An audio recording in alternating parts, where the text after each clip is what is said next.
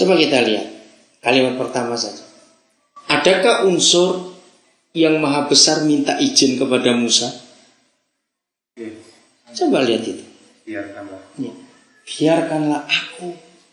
Ini nggak masuk akal. Masa yang maha kudus pencipta alam semesta minta izin Musa? Coba. Kalau kita lihat ayat ini secara hukum sehari-hari, Musa kan satpam. Betul nggak kan? Kan satpam. Nah bayangkan kalau ada satpam jaga pintu, lalu yang punya perusahaan itu mau masuk, masa minta izin? Ya coba renungkan itu. Ini kan mau-maunya dia dong. Ini yang luar biasa. Nah, kalau dia mau marah, mau murka, mau apa, ya kerjakan. Untuk apa dia minta izin Musa? Ya, dalam posisi seperti ini, saya kembali menemukan kata, kondisikan diri kita sedemikian sampai dia itu kalau mau apa-apa itu mesti berunding dulu dengan kita. Walaupun nggak masuk akal.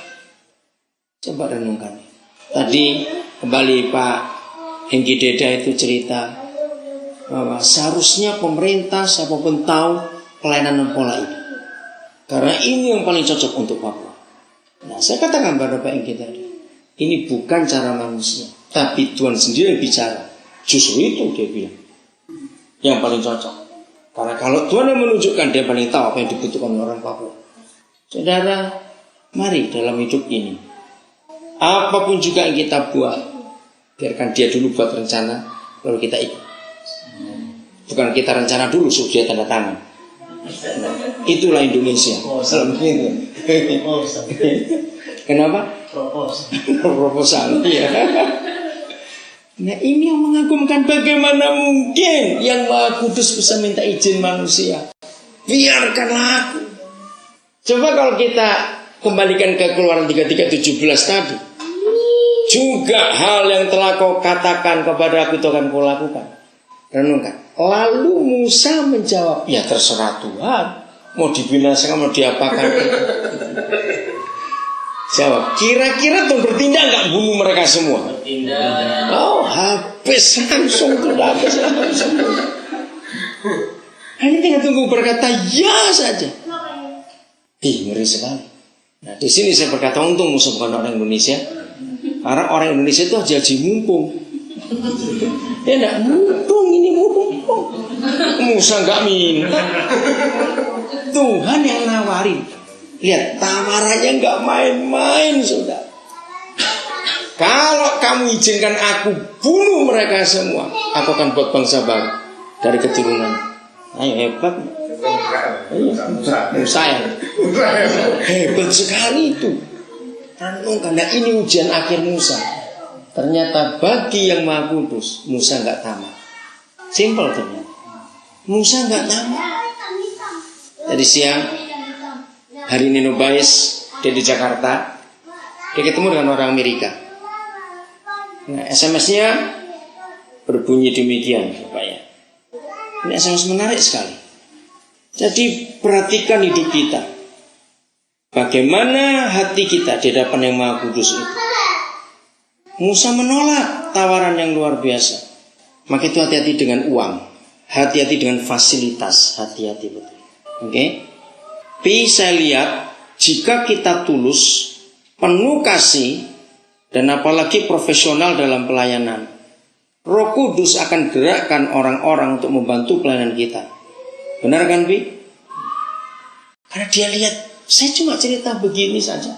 Apa yang kita kerjakan kok di Nabire itu. Orang kok tetap bisa tergugah dan bisa mengerti. Itu yang dia cerita tadi. Maka itu motivasi hati kita. Yang mana? Saya masih ingat betul ketika 4 orang LPMAK datang ke Nabire pertama kali. Dan waktu itu mereka nyebar di antara anak-anak di 3 asrama. Dan mereka mewawancara anak-anak itu sendiri. Lalu sore-sore kita kumpul untuk bicara. Mereka kalimat ini, heran. Kita punya uang tapi gak bisa ngurus. Mereka gak punya uang tapi bisa ngurus. Saya lupa Pak siapa itu, Pak Kemong gitu. Yang salah siapa ini? Dia bilang begitu. Saya mau tertawa, saya bisa diam. Yang salah siapa ini kalau begini? Nanti kan saya bicara, justru uang itu yang jahat. Uang itu yang jahat. Kalau orang apa-apa sudah uang dulu, langsung motivasinya rusak. Langsung rusak motivasi. Maka itu sampai tua nanti, beritahukan pada anak-anak kita semua. Kita hidup memang perlu uang, tapi uang bukan segala-galanya. Ingat, sudahlah. Maka itu ketika Musa tulus dapat kesempatan tawaran yang begitu luar biasa, dia tolak. Heran sekali. Kita lihat lagi pasal 32 ayat yang ke-10. Saya baca lagi. Oleh sebab itu biarkanlah aku, supaya murkaku bangkit terhadap mereka, dan aku akan membinasakan mereka. Tetapi engkau akan kubuat menjadi bangsa yang besar. Kan jadi Musa nggak ada Israel lagi di dunia. Kalau Musa berkata iya saja. Lihat ayat 11. Lalu Musa mencoba menggunakan hati Yahweh Tuhan dengan berkata, yang penting itu kedekatan ini. Ayo semua kita, anak-anak Bapa di surga, sedekat ini. Bisa bayangkan, dia lagi emosi kayak begitu. Atau Musa dengan lembut sekali. Saya bayangkan gini, pertama kali belajar itu.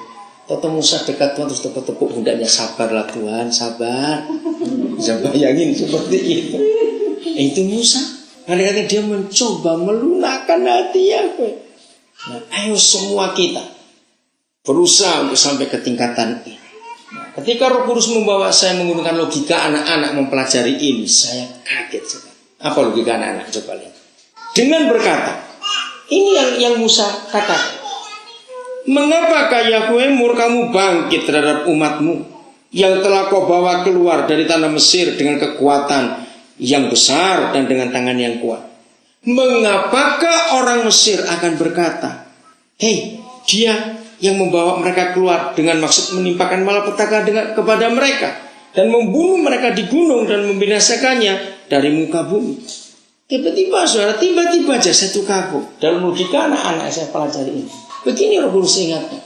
Ini ayat yang ke-12. Musa membuat Tuhan seperti anak kecil.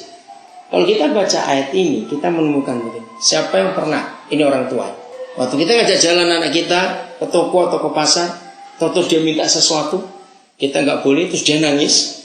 Seringkali kita pakai kata, nggak malu kamu dilihatin orang itu. Masa kamu nggak malu nangis di sini? Nah, ternyata Musa pakai cara itu. Malu dong Tuhan, orang ngomong apa? Kamu nggak sanggup bawa mereka keluar, terus dibunuh semua di padang belantara. Coba bayangkan, Tuhan digitukan oleh Musa. Malu gak Tuhan kalau begitu tuh nanti? Hebat sekali. Terus kalimat yang berikut. Berbaliklah dari murkamu yang bernyala-nyala itu. Saudara tahu arti kata berbalik? Tobat Tuhan, tobat. Coba bayangkan yang suruh bertobat. Ayo. Ya jangan marah-marah Tuhan. Ini hebat sekali.